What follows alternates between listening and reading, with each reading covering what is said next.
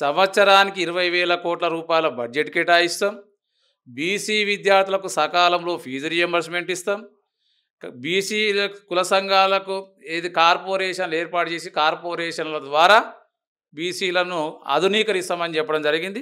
బీసీలకు సప్లాన్ పెడతామని చెప్పారు. అదేవిధంగా ఏదైతే కుల సంఘాలు కుల వృత్తులు కోల్పోయినటువంటి బీసీ కులాలకి మరి ఎలాంటి పూచికత్తు లేకుండా ఎలాంటి షరతులు లేకుండా బ్యాంకుల నుంచి 5 లక్షల నుంచి 10 లక్షల రూపాయలు కూడా వడ్డీ లేని రుణాలు ఇస్తామని చెప్పడం జరిగింది. అదేవిధంగా గౌడ సామాజిక వర్గానికి ఏదైతే 5 లక్షల రూపాయలు ఎక్స్గ్రేషియా ఉంది, 10 లక్షల రూపాయలు ఇస్తామని చెప్పారు. బీఆర్ఎస్ గవర్నమెంట్ బారాన్ వైన్స్లలో 15% ఇచ్చింది, మేము 25% ఇస్తామని చెప్పారు. అంటే ఇలాంటి గొర్రె కాపర్లకు మేము ఇంకా కేసీఆర్ కంటే మెరుగైనటువంటి అవకాశం కల్పిస్తాము. వాళ్ళకు కూడా మేము రాగానే గొర్రెలకు లోన్లు ఇచ్చేసేసి ఇచ్చేస్తాం.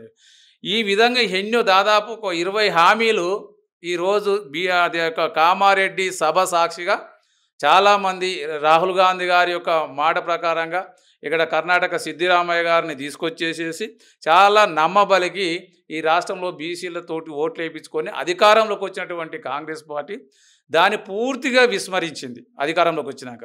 ఎందుకంటే 3 నెలలు పోయింది, సంవత్సరంన్నరకు కానీ కులగణనలు చేపట్టి కులగణనలు లెక్కలు తీయలేదు.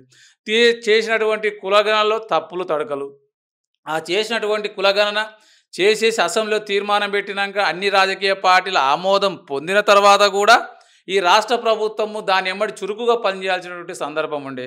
కానీ ఎక్కడ కూడా రాష్ట్రపతి దగ్గర బిల్లు పంపించేసి ఏ ఒక్క రోజు కూడా రాష్ట్రపతి భవన్కి వెళ్ళేసి ఆ బిల్లు ఏమైందో కూడా చూడలేదు.